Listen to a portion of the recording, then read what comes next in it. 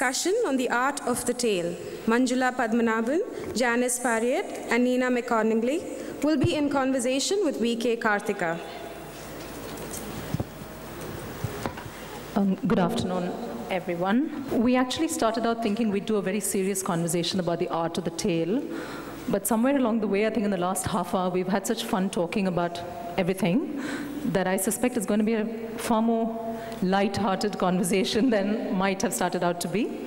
I don't think I need to do a major introduction to the star in the middle here because she's sort of Chennai. Manjula Padmanabhan is a short story writer, playwright, the creator of Suki, who's my favorite woman.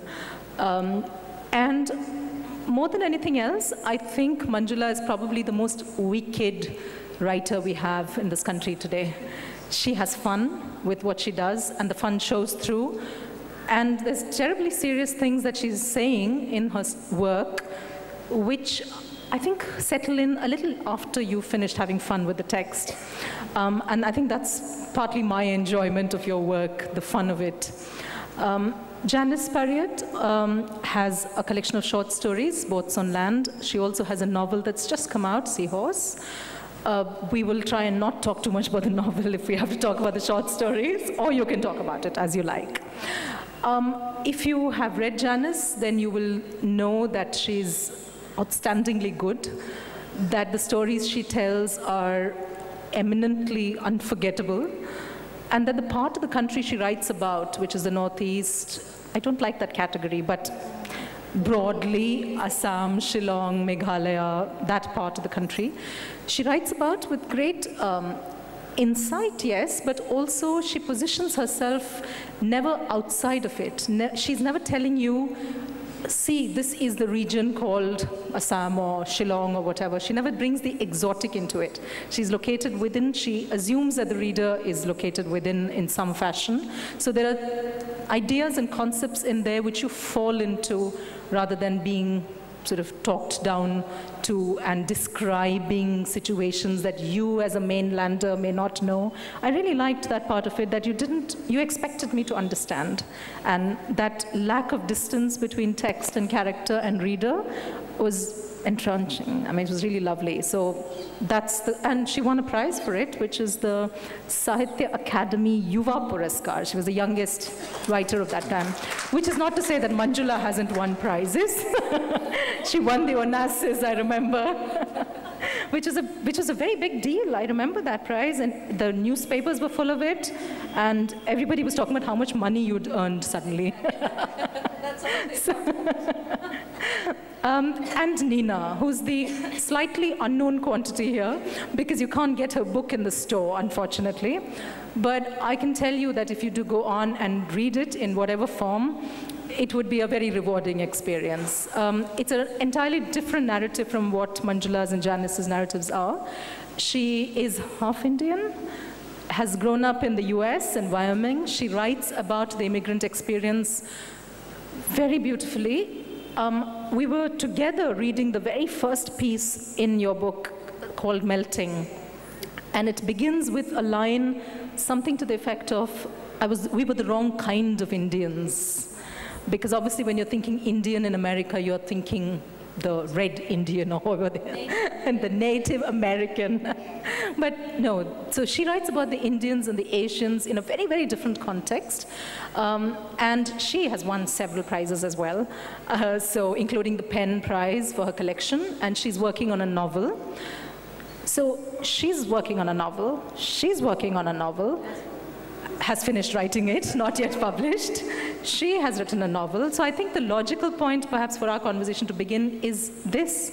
Why are you guys writing novels when you're such terrific short story writers? Because a novel takes a really long time. And if I speak about the most recent novel that I finished, I took 4 years to write it. And as we were laughing about this outside, but believe me, it was 4 years of just pure hell. And writing short stories while writing the novel was what I did for comic relief. is what I did. Okay. To take a, to remind myself that yes, I can write, yes, I can bring something to conclusion, and yes, it's in this small form, it is satisfying, and yes, maybe I have some worth as a writer. It's a way of reminding yourself that yes, you can write. But does that then imply the short story is in some way a lesser form? It's lesser, certainly in one sense, it's smaller. And the only way that's smaller? No. I mean, a short story can be very profound. It can say really serious things, but it is a small thing. I mean, it doesn't put you through the ringer in the same way that a novel does. It doesn't take as much time, and it is more satisfying that way because it's done. I'm not saying that a short story necessarily takes a short time, but quite often, I'm assuming that will be true of both of you, one is invited to write short stories, and you get, your editor will write saying, I wonder if you have something for us and we have 2 weeks, and you have, you could make it, say, 2,000 words long, and you squeal a bit and say, could that be maybe 3,000 words, 4,000, and you do it. What kind of spaces are these? Magazines? In magazines, or sometimes someone will write to say that they're putting together an anthology, and you're being asked to offer something at the last minute, so you know that, there's a reason for that. But it's very satisfying and very reassuring to finish a piece and it's done, versus the novel, which is, as I said, this last one was hard for me to write, and the struggle and the sense of failure, to be failing continuously for 4 years is really hard. So it's to write a short story and it's done, it's complete, and it's published. That's great. In fact, I remember the letter that I received from my publishing house when they accepted my collection of short stories said, "Thank you for your wonderful manuscript. We hope that in the future you'll go on to write a novel for us." So I think there is this tremendous expectation from sort of younger sort of debut writers to move on to a more serious form. Having said that, that's really not the reason why I went from short stories to a novel. I just felt that the story that I had to tell deserved and demanded a longer, larger, wider canvas. Like Manjula was saying, it's not that short stories are easier, but they do allow you to work on a completely different sort of time scale. So where do you begin from when you write a short story? A short story. There's a lovely quote by Fitzgerald, and he says that before you begin a short story, you find an emotion. And I thought that was a lovely way to put it, because I do find that with novels, I tend to start with a visual cue, a visual image. But with the short story, it's about finding an emotion that you want to convey through this small but rather complex little world that you create. And you latch on to that emotion, and you find a moment of transformation.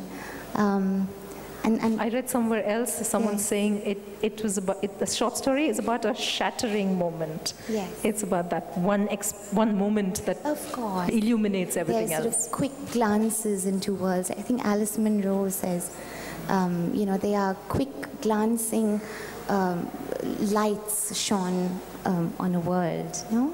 Would you agree with that, Nina? Yeah, I think for me, it's about time in a different way, which is when I'm writing a short story, oftentimes what's happening for the characters is happening over, I think of almost like there's a clock in the story. And what happens is usually over a very short period of time. Some of my stories take place over an hour. And I think for me, the novel then is getting to spend so much more time with a place and a people, and having so much more time to see their history, to go over weeks and months. And I feel like in a story that's so much faster. It's a quick backstory sentence of, I just don't get to spend the same time. And for me, also, I think a lot of my stories are about individuals, where I think a novel represents to me more of a community, more of a place. And I'm working on a novel now, and it's been a completely different writing experience. That said, also the market is such that I think I went through an MFA program in the US, which a lot of people do, and in that structure, they want you to workshop stories. It's just hard to workshop novels, which is a disadvantage of that system, not a great thing about that system at all. And it was the same thing when my story collection got its first few rejections. They were like, we like her writing, but we'd love to see a novel. And at a certain point, I thought, I'd love to see a novel too. I don't have one, but they just said, we can't sell it, we can't sell it, we can't sell it. And I just kept hearing that again and again and again. So clearly you're hearing the same thing from around the world. Everyone's saying the same thing. But do you agree as readers, do you agree with that? Do you yourselves read much more of the longer narrative than short stories? No. I would say that I really like to read short story collections. On the other hand, it's true that I won't commit to buying a short story collection by one author unless I know the author very well and I have liked his or her stories in another anthology. So I can understand why publishers hesitate. It is a commitment you're making to one voice. And if that voice is untested, the buyers are not going to bite.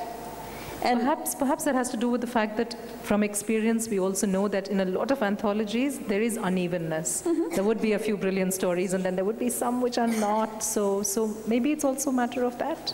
So what I find myself doing is, if I have a collection of stories that I've written and published already, because I've been invited to write for a small magazine or for some other collection, over a period of something like 3 years, I might have a set.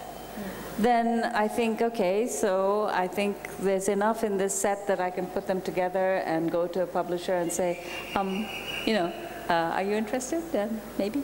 And so that gives me, but I have to also say, and I don't know whether the two of you will agree, this is a bit of a marketing statement. If you are an author and you're stuck with a novel, and the novel is taking a length of time, putting out a short story or two in the market, that is in a magazine or in another collection, is a little way of saying, I'm here. I'm still working, and it's like a tiny flag, and the flag is there, and it's worth doing that, and I will do that. I will accept a commission to do a short story just to keep my hand in, because one loses. It's one of those things. One loses sight of one's ability to be a writer if you haven't published for a while. Mm. How about you, Nina? You live in Singapore. I live in the U.S., actually. Now you're back in the U.S. You had a time in Singapore. I was born there, but you were born there. That's okay. all. Yeah. So you actually know the way writing and reading work in maybe India, maybe Singapore, maybe the U.S. How does it work for the story around these? Is it roughly the same? I mean, the kinds of things that people say, read, publish? I mean, in the U.S., again, there's this thing. There's so many MFA programs, so I think that's changed the face of the way stories are published and put out there. I read a lot of short story anthologies, and I don't mind the unevenness. I feel like it's like buying an album, Like, there's some great songs on the album. There's some okay songs on the album. Yeah, and some songs that grow on you. And it's interesting to me, even just with my book, like people tell me very different stories that they like, and I know what my favorites are, but I do read a lot of stories, but I also know that sort of getting lost in a novel is something different than getting lost in 20 pages or 15 pages. So as a reader, I like both, but I think the short story, I don't know, my favorite example, the moments when I, as a reader, was most electrified were often reading short stories where the ending just hit me in the gut and I thought, oh my God, like, because again, I think there's often that moment of where the world is shattered or where there's a huge epiphany for that person. And not that those aren't there in novels, they absolutely are, but in a story, I don't know, maybe because you have been with it less time, it surprises you. So. Janice, you want to conclude this point in any way before we move on? That's okay. Yeah. No, because when you talked about the market, I wanted to pick up on that to say that, you know, when we're publishing books now, there's a great hope for the short story and the poem and the shorter form of narrative, because we know that people are reading quicker, shorter pieces. We're hoping that the e-reading device will mean that you're standing somewhere waiting for something and you might just pull up something to read, and it's likelier to be a story or a poem than a novel, which you need a different kind of space and attention for. So I think around the world, publishers are hoping that the short story will come back in a way that it hasn't had its space for some time now.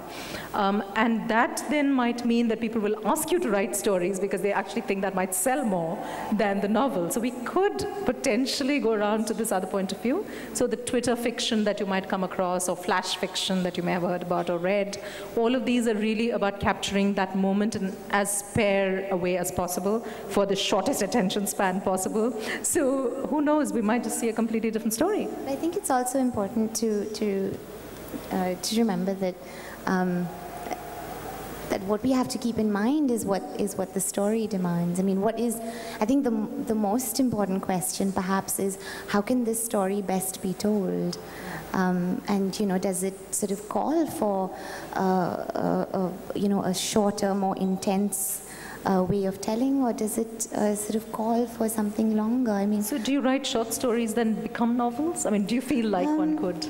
I don't know. A lot of people have asked me this about Boats on Land, and I do feel that the fact that they are sort of this blend of the fantastical and the mundane, and they sort of draw a lot from folklore, means that they work better as short stories because they capture sort of a tradition of folkloric storytelling, which is pithy and short and can be shared around, you know, a fireplace. And so a book of short stories worked better that way. It could be dipped into, it could be put away, it could be, you know, drawn out.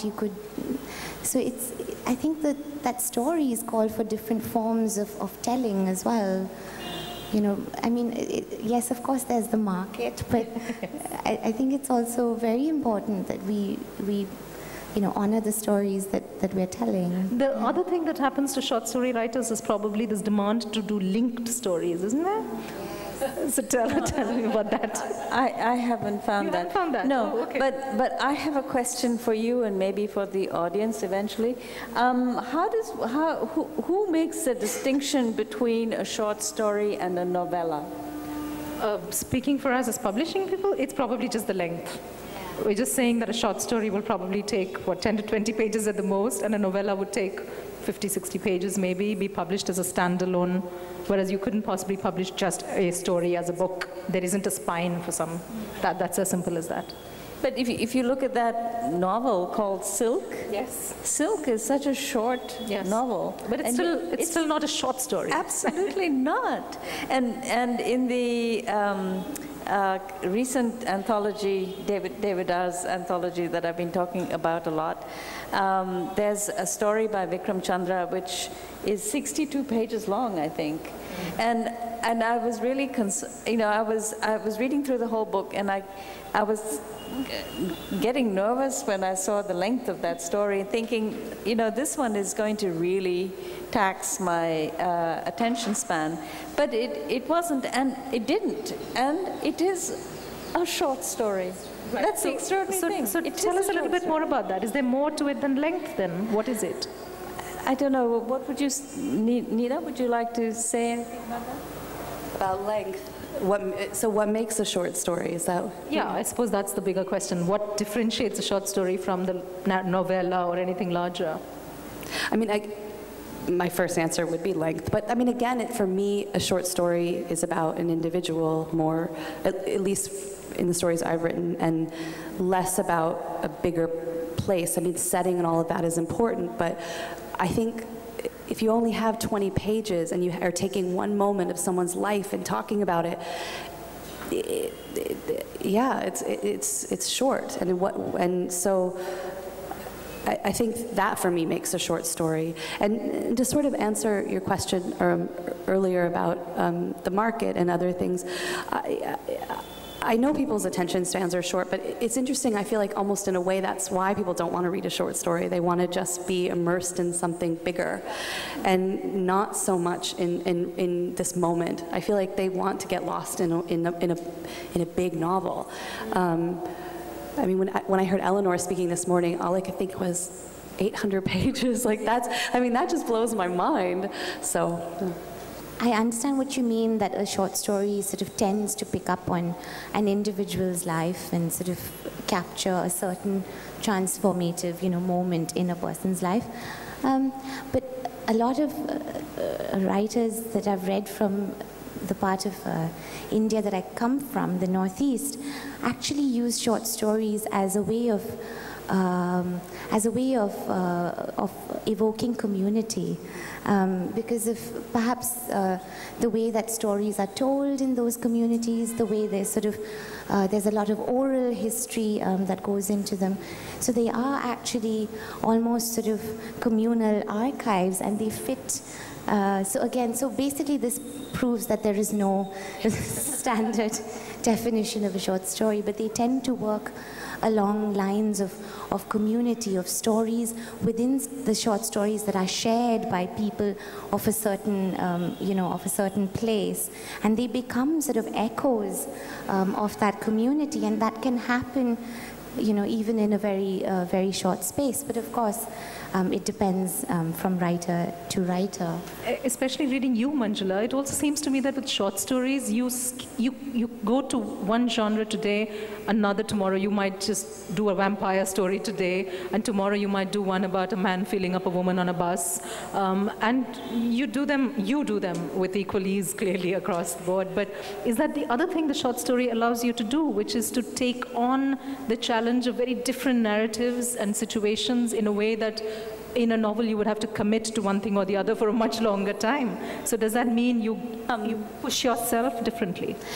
I guess it's a little bit like the difference between, to use a food analogy, difference between a biryani and a thali, where you have little little tastes, a number of small tastes.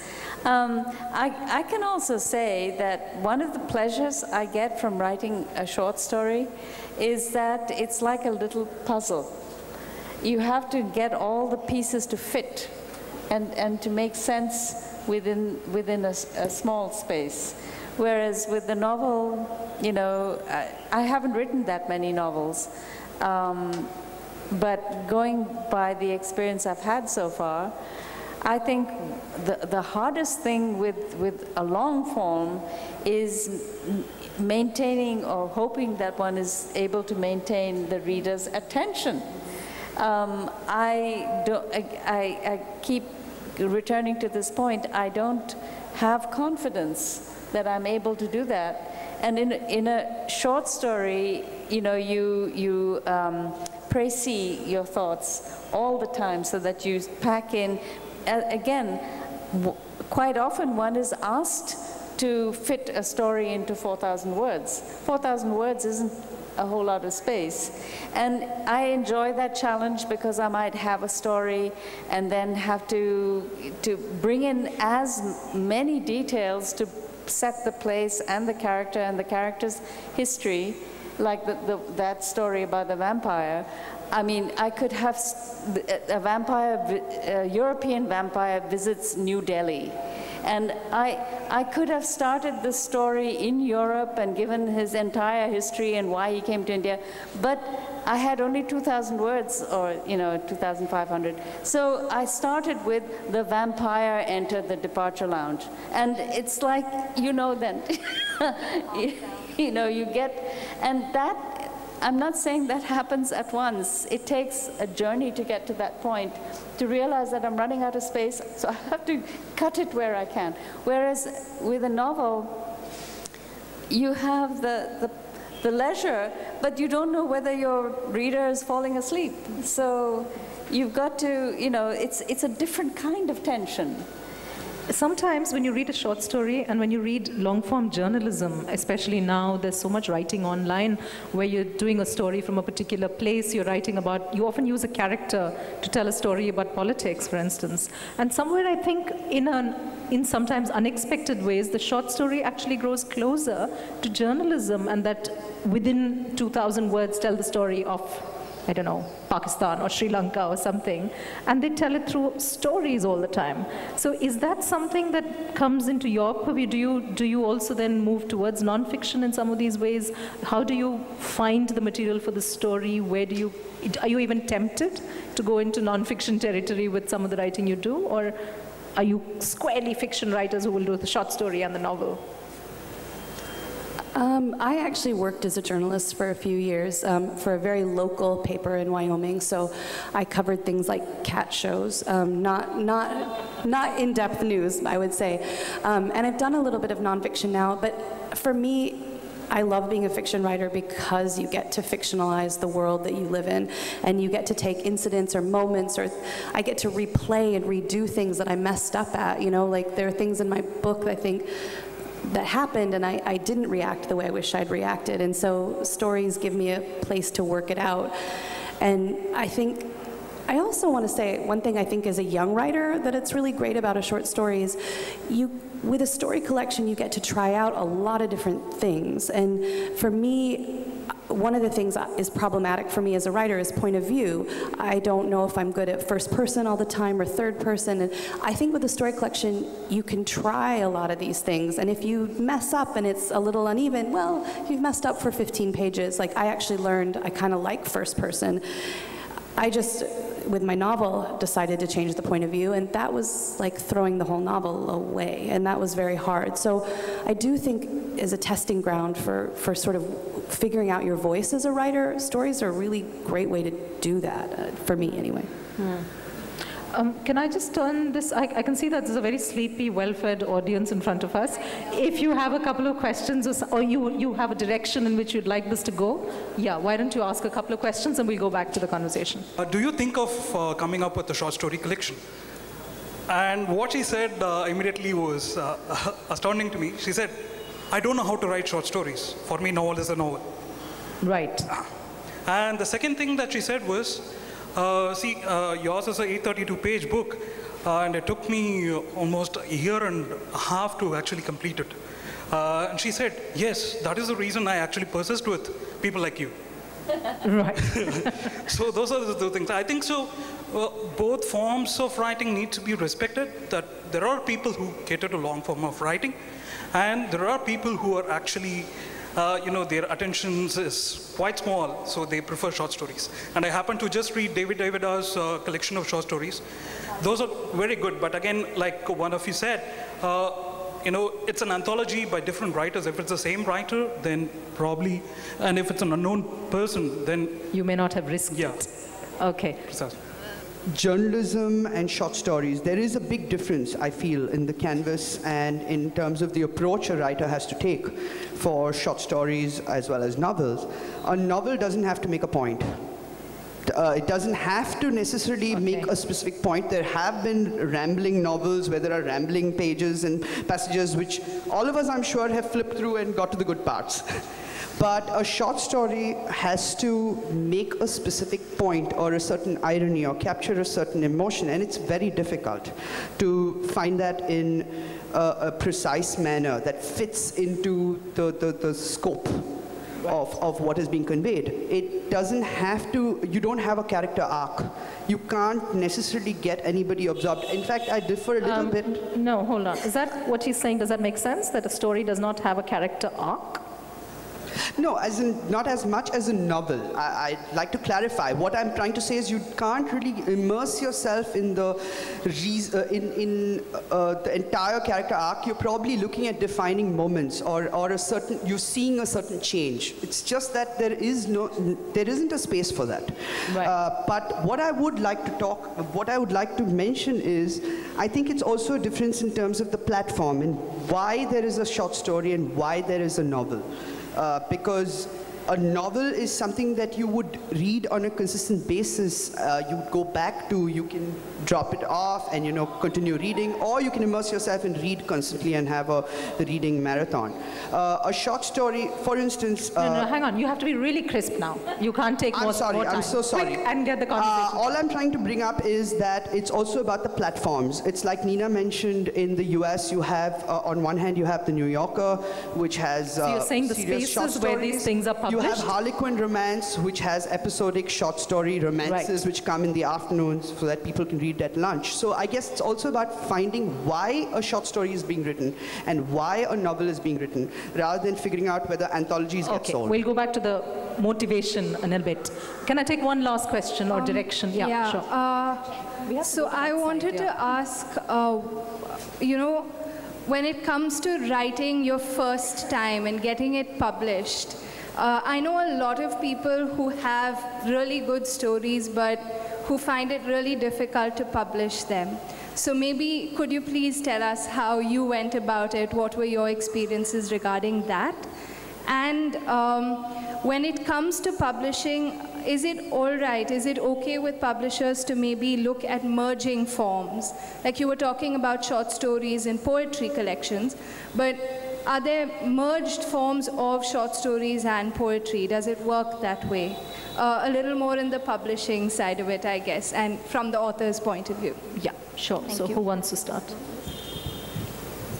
For me, I was in an MFA program, which I know people often, there's some debate on that as well. So I had written a good chunk of my book during my time as a graduate student, and I did just start sending out to a ton of magazines. I mean, I sort of look at sending work out as kind of like dating. You don't have to get everybody to fall in love with you, but if you could get one person, that's nice. So I just sent and sent and sent and sent to slush piles, and most of the time people said no, but my first story was taken out of a slush pile. And I used to be a little more snobby about the internet. I used to think, oh no, I want to see it in print, but I think for a young writer, I think so many online magazines are amazing right now, and quite frankly, people read them. I mean, stuff I've had in really nice literary journals in the US, nobody's read because they can't get it or find it. But if I have a story online, people read that. So I really recommend to go that route. I think it's a great way, but just, sort of fearlessly submit, I think is what I would say. So. I would agree, but your question was also about how each of us began, and since my path was also through journalism, I worked for a small magazine called Parsiana. It was for and about the Parsi community in Bombay, and I started working for it when I was 19 and was very quickly in print. So the pleasure of being in print is something that you don't, if you get bitten by that, you don't lose it, and you are also a little bit within the world, and the world of publishing. And what I try to suggest to any young authors who approach me, which doesn't happen very often because I'm usually not available, is just to get yourself in print. Get yourself in print, write movie reviews for your local newspaper, approach small magazines that don't pay, but get yourself in print. Get used to seeing the difference between your work on a page printed out at home versus in a magazine with advertisements and other articles on either side. It's very important to do that. I actually have quite a few writer friends who write and have never been published and have no desire to publish.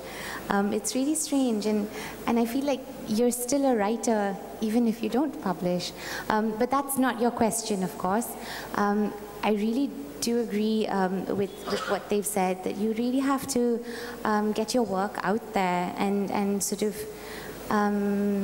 make it accessible in sort of a space that, you know, you have, there are readers who will appreciate and sort of offer you feedbacks. There's book clubs, there's writing groups, I think it's really important that you have the support of sort of, you know, a community of writers as well, writers who have sort of been published and who, you know, are quite happy to help out younger writers by sort of supporting their work. I do find that's what really helped me as well, that there was a cluster of established writers who are just so generous with their time and with their feedback, and that would be a really helpful way to go about it as well. Yeah. Can I go back to what he said, when he raised the point of the platform of where the novel comes from and where the story comes from, to ask a slightly different question of, when you are commissioned to write a story and you're aware of what your audience is and where your audience is located, depending on the kind of space it is, does the reader figure in your writing far more than the novel, which is more kind of personally driven narrative? Is there such a difference at all? Yeah, I would say there certainly is. I'm very conscious of a panel, of an audience panel in my head, of not specific people, but a kind of Greek chorus in my head saying, no, don't do that, and oh, that's that's hateful, and there's this voice, these voices going on in my head all the time, and if I know, if I've been commissioned by a particular magazine or publishing house, then I have a clearer sense of who that population, what that population is composed of. And of course I will tune it. There was a short story that I wrote very recently for this Australian-Indian collaboration called, I never remember the name, Eat the Sky, Drink the Ocean. Yeah. I always get eat the ocean, drink the sky. Anyway, and that was a really complex collection of aims. It was meant to be two pairs of author-illustrators, one Australian, one Indian, pairs, working to produce mostly graphic short stories aimed at a young adult and intended to be feminist science fiction. So it was really a lot to put on one tiny plate. And in that particular case, I don't call myself a feminist. I'm one of those many people who said, I don't even say I'm not a feminist, but I just say I don't call myself a feminist. There's no but. Anyway, writing this short story, I was very conscious of all these many different categories. But in the end, the story has to work. It has to click together. And when you hear that I don't usually work with a known ending. I start, and get to the midpoint, and I start to, then the words are running out, and I know I have to get a conclusion. And as it comes to the end, I'm as concerned and nervous, what's going to happen?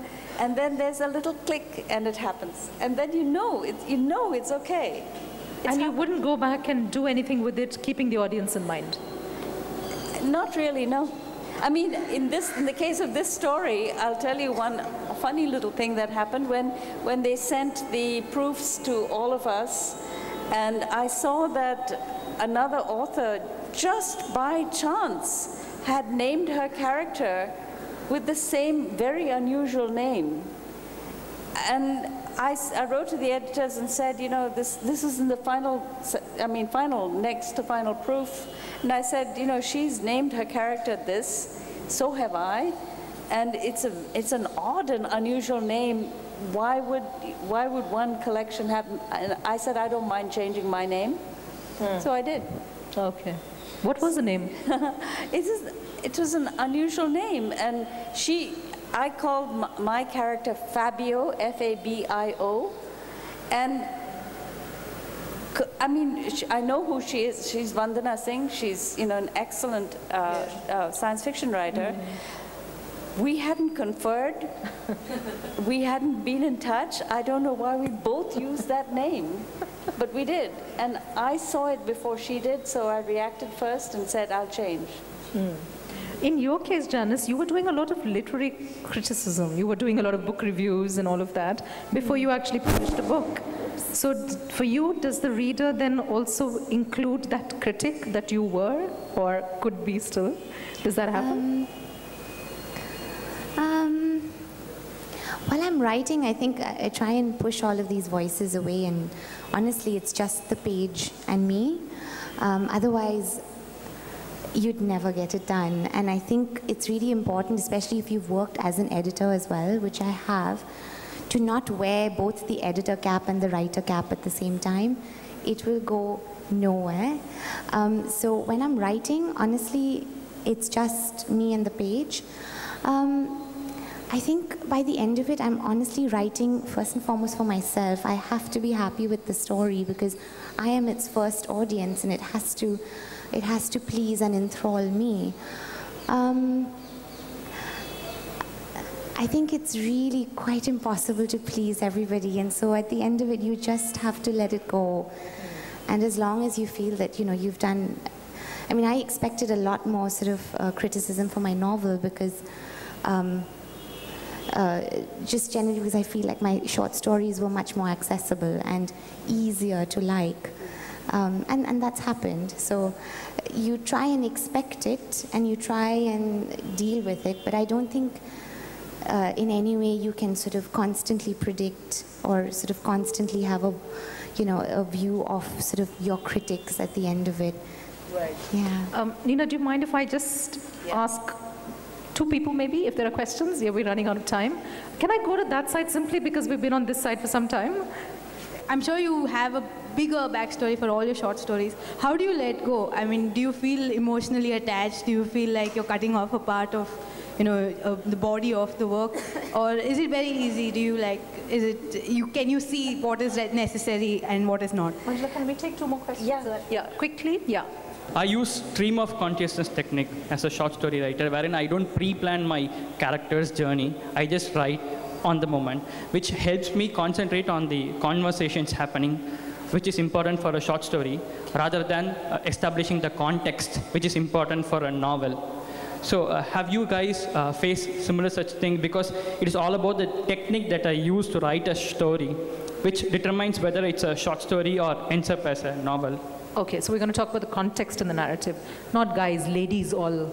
As writers, is that a challenge or is it a constraint if this demand for linked stories within a short story collection is made? Okay, okay, quickly. How do you overcome writer's block? Okay, last question there. Somebody had a mic, I think. The question about the confusion between a short story and a long novel. I'm from Canada. Alice Munro won the Nobel Prize in 2013. She wrote only short stories. R.K. Narayan wrote short stories as well as long novels. So I don't know why there is a confusion here between whether you write a short story or a novel. Okay, it's a wrap, he says. So very quickly, can they have a last word each? Yeah, okay. So I'll go to the question about is it easy or difficult? No, it's not. I've been trained as a journalist. It's very easy to let go. You have a word count, you meet it, and there's absolutely no loss. And if you have any material left over, there's another short story you can write. I think what journalism actually taught me was to pare things down, to really sort of learn to sculpt and get rid of any unnecessary sort of, frills. I would definitely agree with that. And writer's block, there was someone who asked about writer's block. Honestly, there's very there's everything that you can do and there's very little that you can do. You really just take a walk, drink a cup of green tea, and you just sit and stare at that page, and you just keep working. If you give up, it's really never going to get done. And if you call it a writer's block, it becomes a writer's block. Sometimes you just have to think of it as taking a break. Can I ask you to comment on the linked stories business, because that was a question? I mean, I just know that for me, I teach in an MFA. I teach in 2 MFA programs in the U.S. and for publishing, I think it's people like a theme. They like some follow through that they have. I teach the red carpet. My students like that. They have a sense of Bangalore at the end of it. So I think that it was hard for me to cut stories that I realized weren't serving a linked thing, but in the end, I think maybe that makes it feel more novel-like. I think that's it, so. Oh, okay, I thought you were saying that. Okay, we've completely run out of time, so